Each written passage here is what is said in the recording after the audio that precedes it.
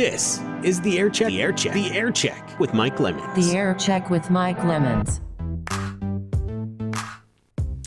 Welcome in for another edition of the Air Check. I'm Mike Lemons. This is a show where we sit with former radio broadcasting students, graduates who are enjoying success in the radio industry. And today I am pleased to be joined in studio today instead of remotely by Tabi Archer when you were here, but you've married since. So this is Tabi Mathena. She's an on-air personality producer at Boost Radio in St. Louis, also in Chicago.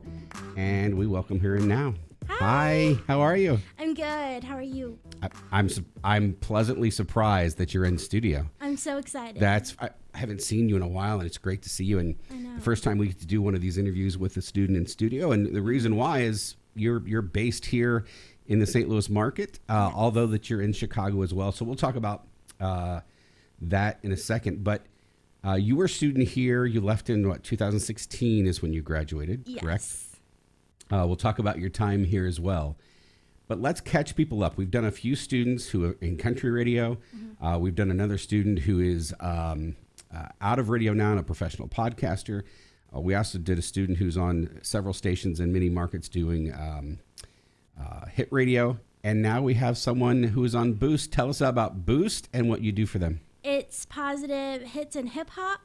So it's just all positive music. So you're going to get something you can dance to, you can work out to, and you're going to get a positive message when you listen. Now, you've been with Boost for some time, right? Mm-hmm. Matter of fact, wasn't your internship with Yes. Boost out of here? Yes. So kind of take us through that process on how you went from interning at Boost to now being on in evenings in two markets. It was crazy. I started interning for them and was hired shortly after. And I just worked my way through overnights, weekends, nights, and started producing. And it's just been a blast. I'm grateful. I've learned a lot. So this is hip hop. So would you say that it's Christian? Would you say that it's... Yes. Okay. Mm-hmm. So, and this is of evenings, so in 7 to midnight. Is that when you're on? Yes. Now you're in St. Louis, but recently also Chicago was added too. So you're in both markets. Tabi, that's a pretty big deal, It's right? so I mean, exciting. not only to be in a large market like St. Louis, but Chicago's the number 3 market in the nation. Mm-hmm. And you're on both of those stations now. How, what's that been like? It's been incredible just to see the support that we've had. It's all listener supported. And we recently were named Station of the Year, and it's just been so much fun just to see how people are enjoying Boost. So you talked about you talked with me off air, how you just recently went to Chicago, but there might be some more expansion coming soon. There will definitely be some more. Multiple different stations in the next few months, which will be fun. So people have to stay tuned for that. Yes. More coming from Tabi there. So, we've talked with a lot of other students. Our format here is a modern rock format. Mm-hmm. It's just a format that we carved out several years ago to find our niche in the St. Louis market. And that has evolved over the years to where even now we're a little bit more indie than we were before, just to try to carve out a niche. Plus, we've also done a few more songs that we think would be more poppy that you might hear on pop stations. So just trying to be something to everyone 18 to 24. Did that affect your transition into going into a Christian, hip hop format, or did it not really matter because radio is radio? It was definitely a transition. I grew to love the music we played here. And so then it took me a few months, almost a year, to get used to that hip hop, but now I love it, and radio is radio, so it was fun. It was a interesting transition, but I felt prepared in the radio aspect. Well, that's good, and I'm glad that you were prepared.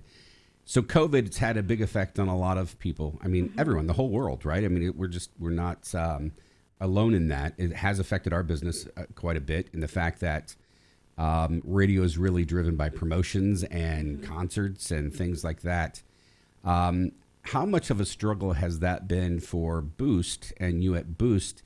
And how do you think things will change once everything opens opens back up? It definitely was a struggle not being in studio in person for a while, working from home, no concerts. We're listener supported, so with people losing their jobs this past year, we weren't sure if we would have the funding to keep going, but people have been so generous and supportive, and so we're trucking forward. We're excited for concerts. We're adding them back this summer, which is fun. Now, fill our viewers in. You said listener supported. So with radio stations, it's either listener supported or your educational broadcast station like we are. So in both cases, it's not a commercial broadcast entity, meaning that we don't survive on advertisers. And there's a reason for that. I mean, the reason why commercials were set as educational or non-commercial is so that I guess the chase for revenue from advertisers and making sure that their interests are free from content and that you produce. So when you say listener supported, how do listeners support Boost? Listeners give a gift, a monthly gift, a one-time gift, one time a year for us, or they can online any time of the year. But it's so nice just to hear the stories. They call in, we answer the phones, and they tell us their stories, why they love Boost and why they want to give their hard-earned money. And I love that because it feels almost like you're not just doing radio to get a paycheck. You know the money comes from somewhere important. People gave out of their hearts and their hard-earned money. And I would bet that would change your approach too. You know, I mean, obviously people in radio are professional and they get it and they know that listeners drive everything, but even more so in your case maybe than commercial radio, and the fact that your listeners are the ones that are helping you be there. The listeners are why we do everything. They're in every decision we make, which is really nice. So let's switch gears a little bit. We'll talk about Boost a little bit more. But let's switch gears to when you were a student here, which was not that long ago. I interviewed someone from 2003 last week. So we've had people in a range of things. And even when you were a student here, you were able to look at the successes of others before you. Did that motivate you at all? Or did that give you some confidence to think, man, there are a lot of people who are having success coming from here. Did that play into yours at all? Or did something else happen? It was kind of something else. I don't know if you know this, but I took that intro to broadcasting class by accident. I wasn't planning on going in radio, but being in that class, I kind of found a passion for radio and switched my major. And I think the passion kind of drove me more than anything. And I still have that same passion for live local radio that I had back then. It's grown, and it was just so amazing to do that. And then seeing nobody had a bad thing to say that had been through this program, and seeing how much they loved it, I just made me want to be in radio even more.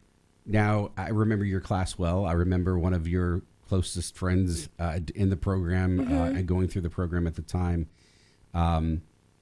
Being here and being able to work with fellow students working on the same project, you know, doing college, but, you know, doing fun, cool stuff along with doing college is something that our students haven't had for the past year because of COVID and being remote. We're opening back up in the fall with classes and things are returning to normal. How important do you think that is to students in this program, and how did it help you being around your fellow students all the time? It's so important. I think we helped each other learn. We had our teachers, of course, but having those peers that we hung out outside of classes, we formed relationships, and we just kind of helped each other along, inspired each other. One person would do good in an air check, so we wanted to outdo our friends and have a better air check the next week than them. And it was just like a friendly competition. It was just amazing. The connections we made last forever. She's still my best friend. We're talking about someone named Ellen, by the way. Right? So that first semester, we do a lot of things in the announcing class or the intro to broadcasting, and there's an announcing class as well. To where we just work on your vocal skills. And it's not that you need this amazing, incredible radio voice. it's just we try to instill confidence in whatever it is that you speak on. And just that confidence in general leads to better projection. Better projection leads to better articulation and inflection. It just kind of fixes everything. Or shyness. And I believe you had a little bit of that shyness when you started the program. And now you're on in St. Louis and Chicago doing radio. Yes. How do you think you're not very shy anymore, huh? No, I mean, yes, but no. I was so shy when I started here. And I think the confidence instilled in me in other places in my life as well. Right. It's really helped build who I am as a person today. And I'm grateful for that. The confidence kind of changes your whole outlook on life. You're not shy anymore. You know, that's so big. Wherever you draw that confidence from, if we gave you some of it, or your faith gave you some of it, or your family gives you some of it, or whatever it is, so many more doors open with a sense of confidence. And there's a difference between being confident and being arrogant. Being comfortable within yourself and being able to speak. And when you know I open my mouth, it's going to sound okay. Yeah. Just because I'm not hiding behind it. So Yes. congratulations to you there. Is there anything you can recall while you were a student here, or is there something that sticks out specifically, or just in general? Is there what do you think of when you think of your time at Lewis and Clark? Oh, I think of the air checks for sure. I think of the bad ones and the good ones. I still remember my very first air check where I was like, yes, radio is what I want to do for the rest of my life. And then I remember those air checks where I was like, oh, my goodness. Air checks for sure, and just being on air in general. It was just so much fun learning and just being here. Did you go to many concerts when you were a student here? A few. Yeah. I That's went something to that we miss quite so a much. few. Yeah. That's something we miss doing so much. We can't wait till those start back up again. You mentioned the air checks, and a lot of students have before, whether they were very positive feedback or, you know, sometimes when they say I would be brutally honest about an air check. And, you know, even the ones, though, that aren't as good, there's something to be learned there. And it's okay. And even though we've always said the radio station is a lab first and a radio station second, trying to make sure you're as good on radio as you can be. And I think a lot of air checks over the years that maybe weren't so good is people trying new things, which is fine, or it's lack of preparation, which is not fine. So Yes. I think it's trying to find a difference between those two to make sure that you're prepared. So let's talk about the preparation and boost, and what does a day look like for you? You're on in the evenings, so kind of take us through your planning and preparation before you do your evening shift in two markets. Well, there's a lot of production, which I'm grateful I learned that here to be prepared to do that later. And then just I kind of have fun. It's not just at work that I prep for shows. It's everyday life. You get ideas, you put it in your phone, and I kind of like have this motto that everything is show prep. So if my family says something to me, if my baby does something, if my husband does something goofy, like, it's all fair game. There's no off limits. You can't tell me I can't talk about it. Right. So watch what you say to Tabby if you run into her. So yeah, most of my show prep is everyday life.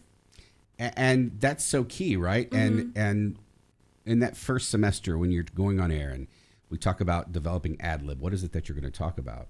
And I don't know if you ever remember saying the phrase, just pay attention to the world around you. It could be your drive in. It could be something you caught on a newscast in the morning. It could be something your family said, or you know, just an experience that you have that others can relate to. And just being able to talk about that because people can relate because they've been through the same thing. So Yeah. that's great advice, right? Just to recognize the world around you. Yes. Can we talk about your family a little bit? You just Yeah. mentioned a husband and your child. Tell us about that. And Oh, wow. Yeah, I've been married 3 years now, this week, actually. Congratulations. Thank you. And we just had a baby 7 months ago. And it's just, life is good. Baby's growing way too fast, and he's insanely cute. But I'm a little biased. I think your baby's really cute too. I see it on Thank social you. media. So changes perspective on a lot of things, right? When you have a child. Yeah, and it actually makes me grateful for the music that I play, because I know if he's listening to that, he's not listening to anything questionable. Right. Mm-hmm. Right. So if people wanted to tune in to you, where do they find you? So they can find me on the radio, of course, 95.5 here in St. Louis, and online, smart speaker, just say play Boost, and we're there. Tabby, thank you so much for joining. It's wonderful to see you. And we should have planned for Ellen to join us for lunch or something. That would have been that'd have been smart. Mm-hmm. Thank you so much for joining us. Continued success to you. And we'd love to have you back sometime, whether it be a reunion or maybe you could be a guest lecturer or something like that. I'd love that. Would you be good with that? Mm-hmm. That's Tabby and Athena. That's Boost Radio. Call letters again. That's I'm not call letters. WLCA Dial is here. position. Sorry, dial position. 95.5. 95.5. Yes. If you want to listen to some very positive and upbeat hip hop, right? Yes.